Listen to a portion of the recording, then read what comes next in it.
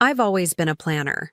The kind of woman who keeps color-coded calendars, sets reminders for reminders, and throws dinner parties with custom name cards just because. So when I decided to organize Daniel's surprise birthday party, it wasn't going to be some last-minute pizza and beer night. No. I booked a stunning venue with skyline views, hired a caterer who knew the difference between rustic and refined, and handpicked every song for the playlist. On the surface, it looked like I was pouring all my love into this night. And maybe, in a twisted way, I was. But love isn't what this night is about. Every detail mattered. I made sure the candles would hit the white tablecloths just right. I told the florist I wanted roses, deep red, like blood. Dramatic? Maybe. But this wasn't going to be just any birthday. While the bartender planned his signature cocktails, I was finalizing something far more important: the guest list. It had to be curated. Exclusive. One might even say, intimate. After all, the people I was inviting had something very personal in common, and none of them knew it yet. You see, a few weeks ago, I found out the truth. About Daniel. About all of them. The late nights. The work trips. The sudden change in his passcode. At first, I thought I was going crazy, doubting myself, second-guessing everything. But then I found the messages, the photos, the receipts. And instead of falling apart, I felt something else rise in me. Cold, focused, powerful. This wasn't going to be a breakdown. This was going to be a reckoning. I started collecting names like puzzle pieces. One by one, the picture became clearer. Different faces, different cities, the same lies. Some of them posted cute selfies he'd liked. Some had flirty texts backed up in old chat threads. He was careful, but not that careful. And once I started digging, the truth unraveled fast. It didn't make me cry. Not anymore. It made me meticulous. Each name I found felt like a match I was striking. This wasn't a party. It was a fuse. I remember sitting on the floor, surrounded by candles and envelopes, thinking, what do I wear to my own revenge? A dress that said elegance, not rage. A shade of lipstick that matched the wine. Everything had to be subtle, elevated, even the sabotage. I wanted him to walk into beauty before realizing it was a trap. There's something poetic about that. Letting him breathe in the roses before they show their thorns. Because I wasn't going to yell. I wasn't going to cry. I was going to host. Planning it gave me purpose. While he sent goodnight texts from hotel beds that weren't his, I was building my moment.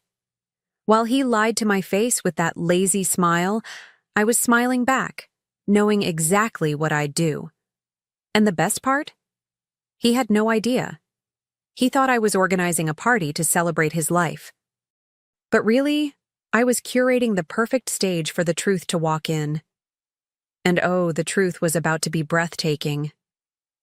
I kept thinking about the look on his face, that split-second flicker when charm turns to panic, when all the pretty lies catch up at once. I wasn't doing this just for me. I was doing it for every woman he fooled, every story he twisted, every moment he made someone doubt their worth. I knew it would be messy, awkward, maybe even chaotic. But it would be honest. And I was tired of pretending everything was fine just to protect a man who lied as easily as he breathed. Some people would say this is petty, that I should have just walked away, packed up my dignity and moved on. But what they don't understand is that silence can feel like erasure. And I refuse to disappear quietly from my own story. I've spent years being the good girlfriend, the supportive one, the woman who forgives, excuses, makes space for bad behavior, and calls it love. That version of me, she's gone, the woman I'm becoming. She sets the table, lights the candles, and invites the truth in. And so I double-checked the playlist one last time, poured myself a glass of wine, looked at the guest list taped to my fridge like a war map. The plan was in motion. The pieces were set. And the night that Daniel thought was all about him, it was already mine. What he didn't know, what none of them knew yet, was that this wasn't the kind of party anyone would forget. I didn't want drama. I wanted clarity. So I started with the first name on the list, a woman I'd never met, but whose messages to Daniel had enough heart emojis to make me sick. I stared at her profile photo for a long time before hitting send. No threats, no accusations. Just a quiet invitation. You've been lied to. Come to his surprise party if you want the truth. I didn't expect her to respond, but within minutes, she replied. 3 words. I'll be there. One by one, I reached out to the others. Each message felt like dropping a pebble into still water, unpredictable ripples. Some of them were confused, some defensive. A few were heartbreakingly kind, like they were waiting for someone to validate the gut feeling they'd buried. I never gave names or details, just that one sentence, and I never begged. If they came, they came. If they didn't, the show would go on. But deep down, I hoped they would. Not for revenge, at least not entirely. For solidarity. The responses trickled in slowly, like soft knocks on a door I wasn't sure I wanted opened. But I kept answering.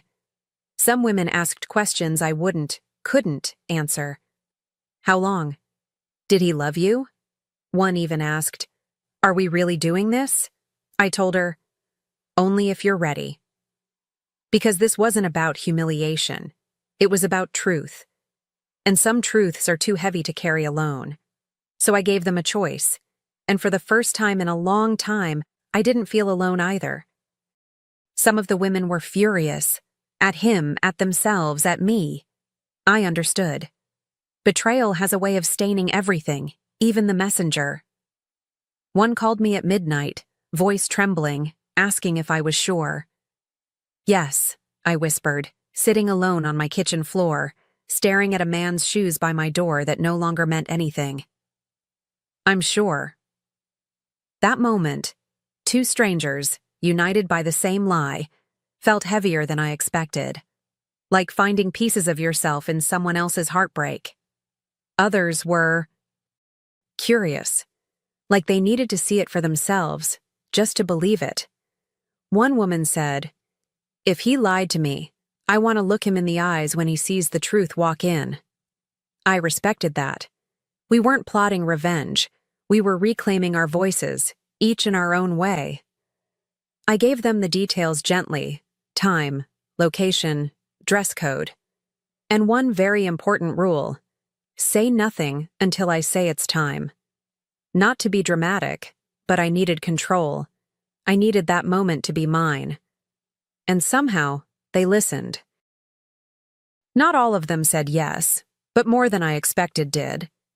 I imagined them getting ready on that night, putting on lipstick, fixing their hair, holding the invitation in one hand and 1,000 questions in the other. They didn't know each other. They barely knew me. But they knew what it felt like to be lied to by someone who swore he was different. And that was enough. Enough to say yes. Enough to show up. There was one woman I almost didn't invite. Something about her photos made my chest tighten. She looked happy. The kind of happy I used to be, before the suspicion, before the double-checking, before the lies made me question my own reflection. I hesitated with her.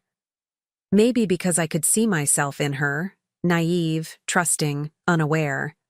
But I sent the message anyway. A few hours later, she replied with just one word. Finally. And something in me exhaled. I wasn't sure how many would actually show up. Would they believe me? Would they chicken out at the last second? Would they sit at the bar, silently watching each other, wondering who was who? The truth is, I didn't know. But I wasn't organizing a protest. I was setting a stage. If even one of them showed up, it would be enough. Enough to prove I wasn't alone in this twisted web. Enough to make him face what he'd built with his own selfish hands. As the day approached, I felt the tension rise in my chest like a storm warning. This wasn't just about Daniel anymore. It was about all the women who've ever been told to calm down, to not overthink it, to trust him. I thought about them, about us, and I knew. This wasn't just an invitation, it was a reckoning. And the most beautiful part? He still had no idea. The night had finally arrived. I stood in the center of the venue, a soft, amber-lit space with high ceilings and polished wood floors, and took a slow breath. It looked beautiful, elegant, almost too romantic for what was about to unfold. The candles flickered gently across the tables. Strings of warm lights hung like stars just above our heads. It was the kind of room that whispered, "You are loved." And that was the irony. It was perfect. Just like he always said I was. I adjusted the neckline of my dress, straightened a few place settings, and waited. The playlist was low, jazzy, familiar.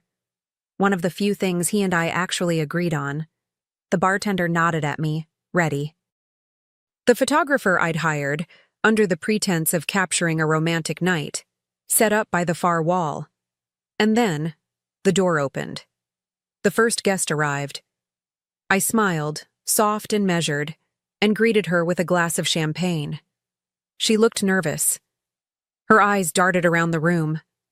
I touched her arm and said, "You're not alone." One by one, they came. All of them different. All of them beautiful in their own way. And all of them carrying the same quiet tension in their eyes.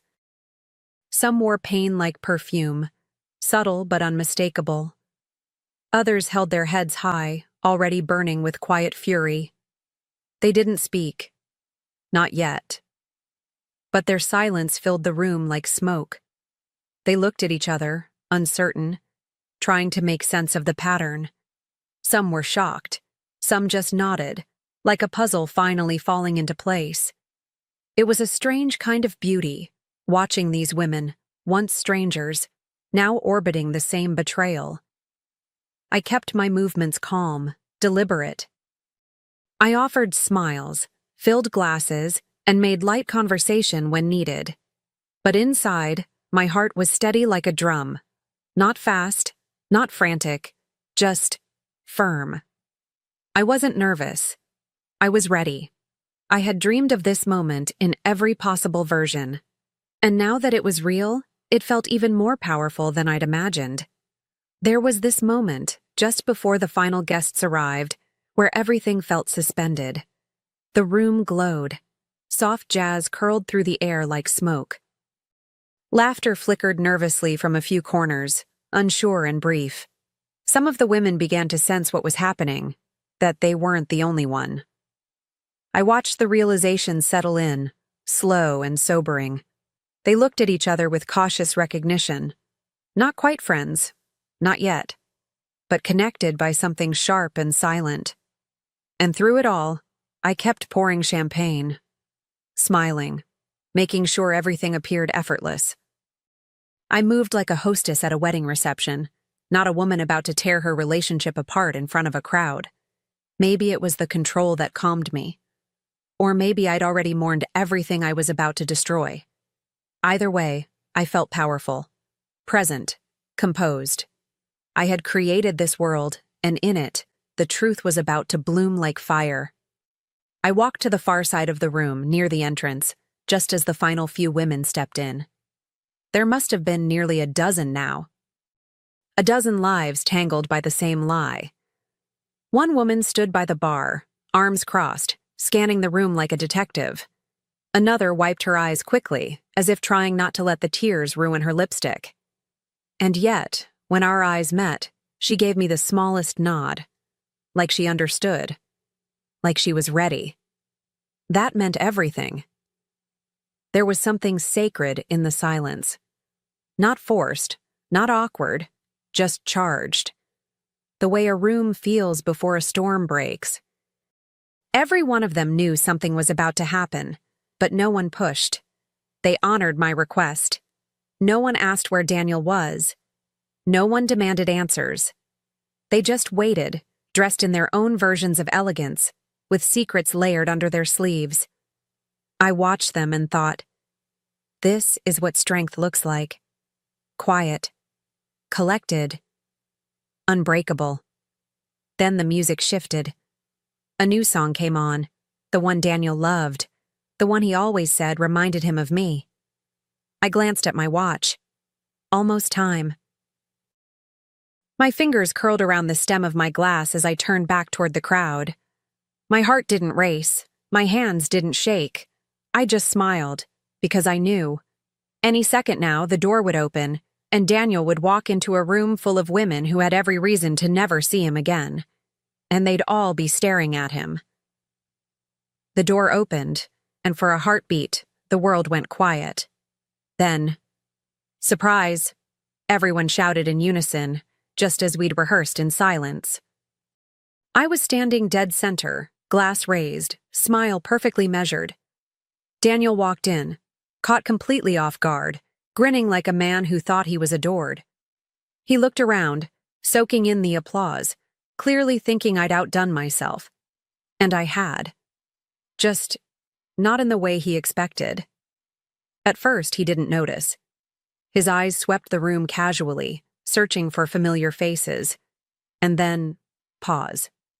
A tiny glitch in his expression. His mouth hesitated mid-smile. His brow furrowed, almost imperceptibly. His gaze bounced from one woman to another, the puzzle forming in real time. The barista from his harmless coffee chats, the woman from his late-night work calls. The weekend fling, he said, was just a misunderstanding. All here, all staring at him, and none of them smiling. He blinked fast, like trying to clear a fog. His charm faltered. The easy confidence that usually held him upright began to crack at the edges. What? He started, but the word didn't land. His voice trailed off into a silence that felt volcanic. Every woman stood still, waiting, not for answers, but for me. This was my cue. I stepped forward, heels clicking against the floor like punctuation, and raised my glass a little higher. You told me I was the only one, I said, steady and clear. So I brought the others. The words hit him like glass shattering in slow motion. He looked around again, this time not to admire, but to assess. Panic flickered in his eyes. His mouth opened, then closed. He took a step back, as if that might erase the room he'd just walked into. But there was no exit here. Not from this. One woman crossed her arms, another raised an eyebrow, daring him to lie again. And then, as if perfectly timed, a third, calm, composed, threw her drink in his face. He gasped, blinking away the wine dripping from his lashes. Laughter burst out from somewhere near the back, sharp, cathartic. I didn't laugh. I just watched, because I'd already seen this moment in my mind so many times. He spun, stunned, caught in a web of faces that used to adore him, now burning with betrayal. One woman slapped him, not hard, not loud, but with surgical precision. Another muttered, "Liar," like a curse under her breath. He didn't speak. He couldn't. What was there left to say? I stood my ground. Let the chaos settle. Let the silence afterward weigh on him like truth finally has teeth. "Happy birthday, Daniel," I said softly, almost kindly. "You earned every single guest." His hands trembled as he looked at me, maybe searching for the version of me he thought would never do this. But she was gone. What he saw now was the woman he made when he chose to gamble people like cards, and tonight, I was the dealer. He tried. Of course he did. Tried to speak, to explain, to salvage some scrap of dignity. "Maya, this isn't what it looks like." His voice cracked, thin and brittle. I tilted my head, studying him like a stranger, because that's what he was now. A stranger who wore the face of the man I once loved, but none of the substance. "You don't get to rewrite the story now," I said, my voice low, unwavering. Not when every chapter has witnesses. One woman laughed then, short and sharp. Another whispered, "He said the same thing to me." Someone pulled out their phone, not to record, but to read. Messages, receipts, screenshots. I didn't even need to lift a finger. The room was speaking now. My part was done. I had simply lit the match. The fire, his own making, was burning beautifully.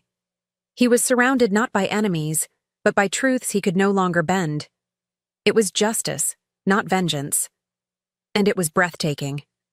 I walked slowly to him, handed him a small white envelope, and said nothing. He didn't open it. Not yet. His hands were still shaking. I gave him a smile, not cruel, just final, and turned toward the women. "Thank you all for coming," I said, voice clear and warm. And then I walked out. No dramatic pause, no turning back. Just the sound of heels against polished wood, the quiet hum of exposed lies filling the air behind me, and a room full of women who finally knew they weren't alone. The air outside felt different. Cleaner, lighter, like I'd walked out of someone else's storm and into my own sky. I didn't rush. I didn't cry. I just walked, letting the weight of it all slide off my shoulders with each step. For so long, I thought closure came in conversations, in apologies, in carefully chosen words.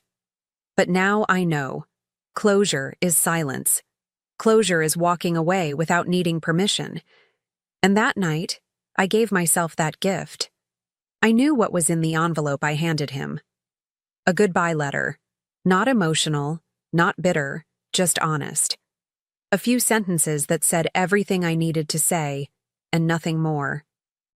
My lawyer's number because yes, I was done. And a list of names, every woman I found, even the ones he probably forgot. I wasn't trying to destroy him. I just wanted him to see, in black and white, what he thought he'd never be held accountable for. His secrets had names, and I invited every single one. I didn't need to stay to watch it unravel. That part was never for me. The power wasn't in his reaction. It was in my exit. As I got in the car, I glanced back once, just to take in the image of that glowing venue behind me, the one I turned into a stage. I could almost hear the low murmurs of voices inside, feel the ripple effect starting. No more lies, no more pretending, just a woman who decided to stop breaking herself to protect a man who broke her. The days that followed were strangely quiet. No calls from him, no desperate apologies, just silence. Maybe he was still processing. Maybe he finally realized that charm has a shelf life. Either way, I didn't wait around. I filled the silence with things that made me feel like myself again. Mornings with strong coffee, walks without checking my phone, dinners where I actually tasted the food. It's wild how quickly peace returns when you stop making space for chaos. People started hearing about what happened. First whispers, then full retellings, some dramatic, some hilarious. I didn't try to control the narrative. Let them talk. Let the story evolve. I wasn't ashamed. If anything, I felt seen. Some called it petty. Others called it iconic. A few women even reached out, strangers, just to say thank you. "I wish I had the guts," one of them wrote. But it wasn't about guts. It was about truth. And deciding, once and for all, that I deserved to live in it. One afternoon, I sat at brunch with a friend, laughing over eggs and mimosas when my phone buzzed. His name lit up the screen like a ghost refusing to leave. I didn't hesitate. I didn't open it. I didn't even wonder what it said. I just blocked the number, set the phone down, and raised my glass. My friend asked, "Was that him?" I smiled. Not anymore. That was the moment I knew. I hadn't just exposed a man. I'd reclaimed a life. Sometimes I wonder what he tells people now. If he spins it into a sob story, makes himself the victim, says I overreacted. Maybe he calls me crazy, the classic fallback. I don't care. That's the beauty of truth. It doesn't need defending. It just stands there, tall and quiet, while the lies crumble around it. And in the end, it wasn't about revenge. Not really. It was about refusing to stay small just to keep someone else comfortable. I didn't want closure wrapped in tears or one last dramatic fight. I wanted freedom, the kind you feel in your bones when you realize you're not waiting anymore. Not for an apology, not for answers, not for him to finally treat you right. I had waited long enough, and the woman who walked out of that party wasn't the same one who planned it. She was bolder, quieter, stronger in ways that don't need to be loud. She was done surviving. She was choosing to live.